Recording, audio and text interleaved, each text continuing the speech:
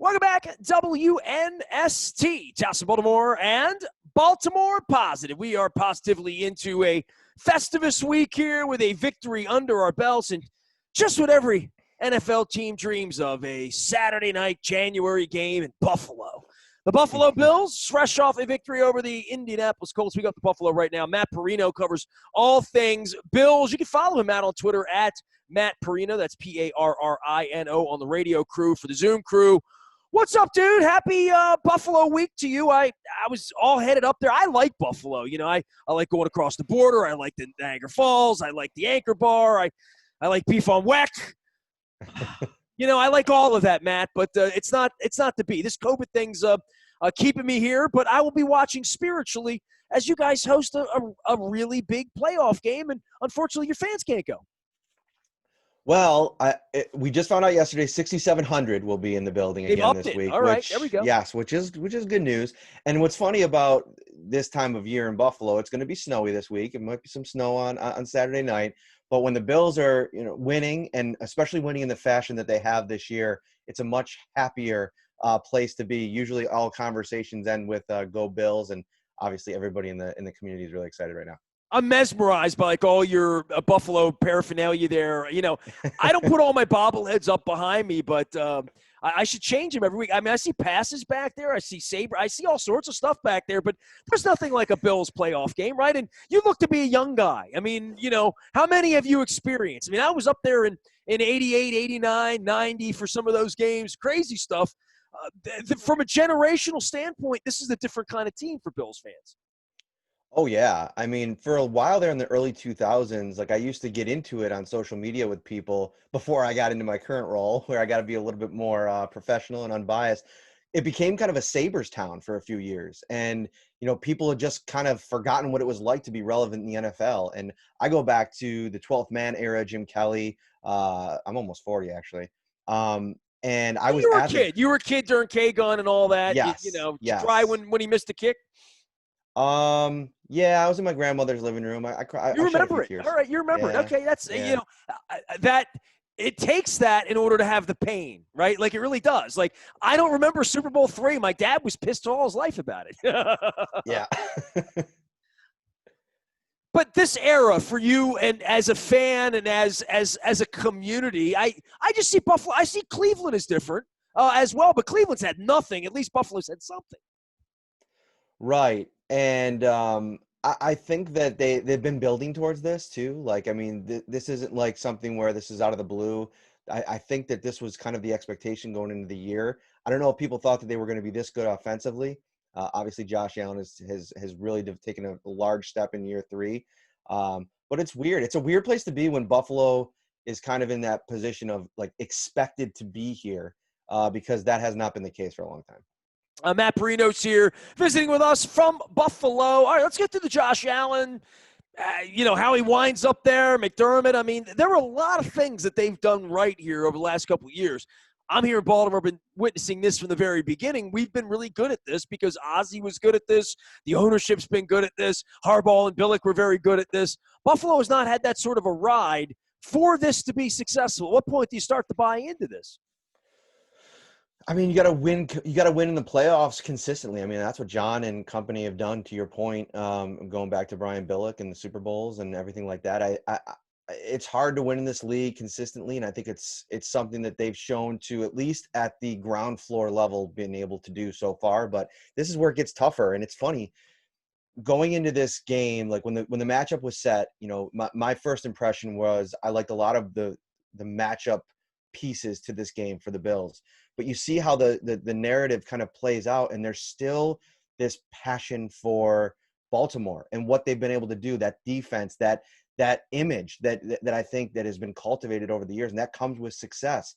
And I think that they're playing their best football of the year, no doubt about it. The Ravens have come in to the playoffs absolutely dominant, 6-game win streak. But the Bills haven't lost since November either. So this is truly, I mean, when you see that this is going to be like the game of the weekend, when people are talking about that, they're right on the money. I mean, these are the two most fun players to watch in the NFL right now, arguably, in Lamar Jackson and Josh Allen. Well, it's fun unless you're in the Bills' defensive room this week, right, trying to figure out how to stop this thing. And everyone says on the defensive side, this creates chaos in defenses because they have to prepare differently. Personnel has to be grouped differently. Responsibilities are going to be different with a guy like Lamar Jackson.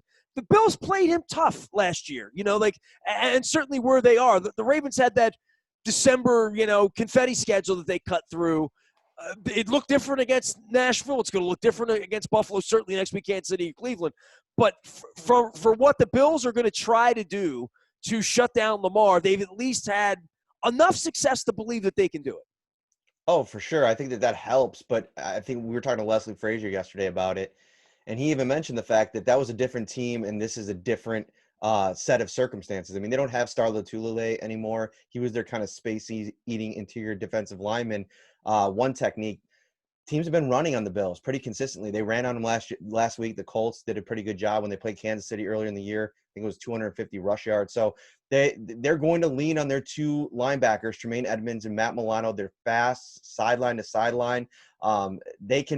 They're hoping that they can kind of simulate what they were able to do against them last year. But to your point, I mean, Tennessee knows Baltimore. I mean, they play them twice a year, and they're familiar with what they do, and they came in and they couldn't stop him, and he'd made enough plays to win. And that's the part of it that's so tough.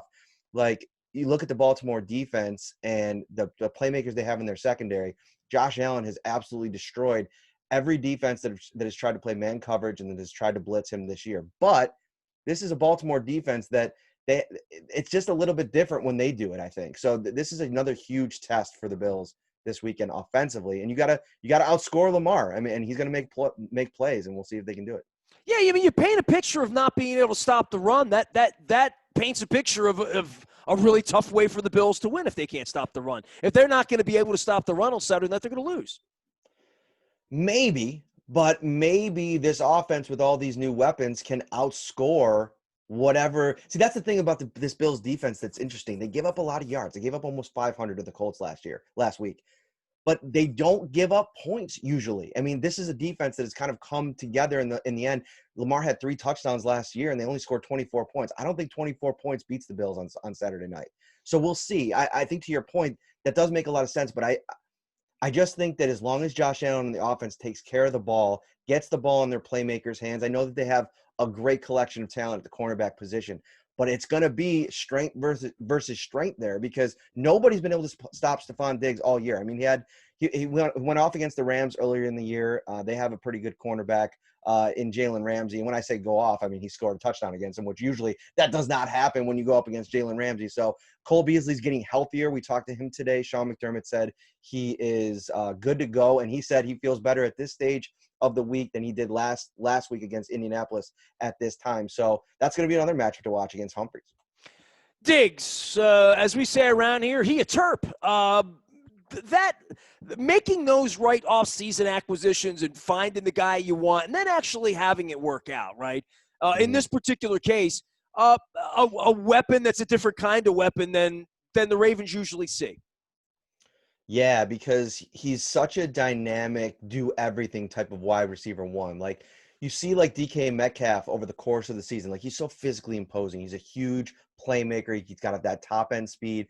But as the year goes on and more tape kind of piles up on a guy, you've seen over the last couple, weeks, teams have started to figure him out and take him out. You can't really do that with Stephon Diggs because of the dynamic route running, the quickness, the elusiveness at the point of attack. That's what the Brandon Beane has done such a good job of in this rebuild, or this build, I should say, is finding all of those types of players, because they realize that's what Josh Allen's strength is. If you can get a guy that can get separation, especially, it was more important earlier in his career. I think he's come a long way in terms of anticipatory thrower, but guys that can get separation, if he can see it happen, he's got such a strong arm that he could just get the ball out into really tough windows and really tough situations and then let these guys do their work. And we've seen Stephon Diggs, especially in the second half of the season, some really big time plays after the catch. He's really physical. He's going to meet any type of physicality, that whether it be Marcus Peters or Jimmy Smith, whoever ends up covering him. And I would imagine they'd probably sprinkle a little bit of everything at him. They just have a way of spreading it around. And then Gabriel Davis is a guy nobody really talks about, fourth-round rookie that caught 7 touchdowns this year. And if you watched the game last weekend, you saw him make 2 absolutely sensational toe drag plays. And he's just that other guy that everybody really can't spend a lot of time game planning on, but he makes big plays and is somebody that can really beat you if you don't account for him. I don't know when the Bills Make Me Want to Shout song came out, but I know I was there early on. Do they still do the Mighty Taco thing up there? I mean, that was like 30 years ago. Yeah, Mighty Taco's still around. It's still kicking. I would argue that I hate to throw shade, but I would argue the quality of the fast food there has gone down over the years. But I still rep Mighty Taco from time to time. No, I'm just saying, like, I remember being there and just the fans, they were giving away tacos and the place is crazy. I'm up there for those playoff games 30 years ago, but that song was like such a frat song from Animal House at that point, and they turned it around. And 30 years later, every time I put the game on, I still hear the song.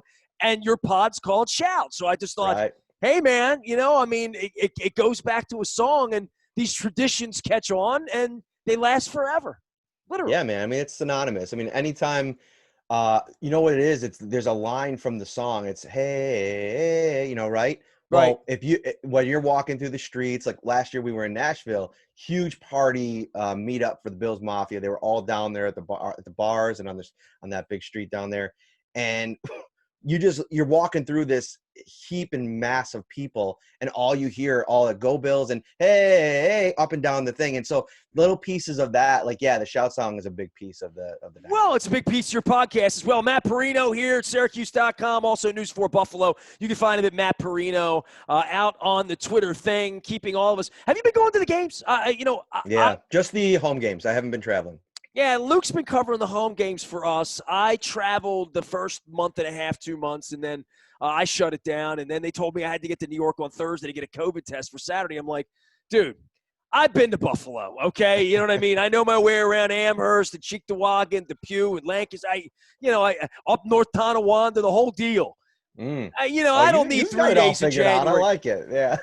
One day in Buffalo's plenty. I love you guys. I'll be back again soon. I'm just like, the disappointing part is if I had 3 days in Buffalo to spend in January under normal circumstances, to be there Thursday, Friday, Saturday, I would make an experience of it. I would do up Niagara Falls. I'd get over to Toronto for a night. I'd slide back in. I'd make a thing of it. I like that trip. Going to miss it this time, though. So hopefully we all get the shot. We all get the mask. By the way, one of us is going to be rooting for the Browns on Sunday, right? I hadn't thought about that until early in the week, and I'm like, and the AFC Championship game, Baltimore has never hosted. Well, not the Ravens. The Colts did in 1970. But you guys have hosted that game before. The Chiefs sort of loom, though, right? Like, I don't think either one of us really believe that the Browns are going to beat the Chiefs on Sunday, right? No. I don't think we get there yet. Winning this game feels nice, but there still is that point where somebody better beat the Chiefs and then beating the Packers. I don't think either one of these teams are better teams than those teams. Now, whether over the course of the tournament somebody can step up, that's why they play the games. But I think the Chiefs and the Packers have proven that that's going to be a tough road, I think, for either one of these teams. I'm with you on the Chiefs. I don't know if I'm there yet on the Packers, just because I think that there's a couple, missing pieces. I think Bakhtiari being out now is going to loom a little bit larger than people think. But it's Aaron Rodgers, and he's great. And Devontae Adams, as long as he's healthy, they have arguably the best quarterback receiver combo in the league right now. I mean, that game where they just kept feeding Adams in prime time and he kept scoring. I mean, yeah, there's no doubt about it. They're dynamic, but and you're right. I think that's everybody's odds on favorite to make it. I think it's interesting. I saw ESPN's value index come out, their how they figure out matchups and everything like that. And they have right now 3 percentage points higher as the Ravens versus the Chiefs in the AFC title game, over 39% to 42, Bills making it. So take the points. Take the points. There's a lot of people on the Ravens right now. They think, and the experience is there, like the playoff experience. Last week was a big win for this franchise and this team in this iteration of the Bills. But yeah, they got to do it consistently. And this Ravens team under John Harbaugh has done it consistently. Well, not really in this group. I mean, that was the Flacco era. There's only a handful of guys left from the championship team, the special teams unit, Anthony Levine, Pernell McPhee. I mean, it's lean in that way. A lot of these guys, Marlon Humphrey was talking about them choking last year, right? Because they 14-2 when they lost it. hey, don't underestimate the importance of that Ravens win in Nashville. I mean, that was a generational win if you're Lamar Jackson, if you're Marlon Humphrey, if you're Brandon Williams, if you're Mark Andrews. Those guys, it's their first win too. So, the bright lights and Saturday night and where it's going to be. I hope your fans get in safely, all 6,701 of them, which is you, and enjoy the game there. I'll be following you, and hopefully we'll come back up there and, sit out in front of the Anchor Bar and, I don't know, eat wings and beef on weck and do what you folks do up there. I love where your head's up, but we're going to go to Duff's out on Anchor Bar. Another Mighty Taco situation. Where are we going? Tell me where we're going. I'm not even coming. But Duff's Chicken Wings, man. That's where it's at. Duff's Chicken Wings. That is the now quintessential buffalo chicken wing. We'll introduce you to some good wings. Come on, man. I've been going to the Anchor Bar since I was a kid. Let me go in there, man. Frank, Teresa. You go in there. Go in there. Look at the pictures on the wall, and then order takeout from Duff's and get yourself some good wings. Duff's Famous Wings. I'm looking at this. Amherst. Look at that. That's a good-looking wing. I'm online right now. All right, man. Oh, yeah. Plug away, dude. You are coming to cover the game this weekend. Look, man, when in Buffalo, do what Buffalonians do. There you go. I will miss all of the big buffaloes roaming on the side of the road there and the snow and the bad weather. And they said it's going to be bad on Sunday, so at least I'm not going to get stuck there. So, but if I did get stuck, I'd have good chicken wings. I would, right? Exactly. Matt, I appreciate you, man. Thanks for coming on. All right, take care, man. Matt Parrino joining us here from Syracuse.com and upstate New York and Buffalo. You're going to play some football on Saturday night there. Make sure you're giving him a follow out on Twitter. And the host of Shout. The Bills make me want to shout. We got a theme song. We've had Seven Nations and we've had, the Baja Men. We've 20th anniversary of the Baja Men. I'll choose to remember like beating Rich Gannon or something. I am Nestor. We are WNST.net, AM 1570, Towson, Baltimore. We never stop talking Festivus for the rest of us and Baltimore positive.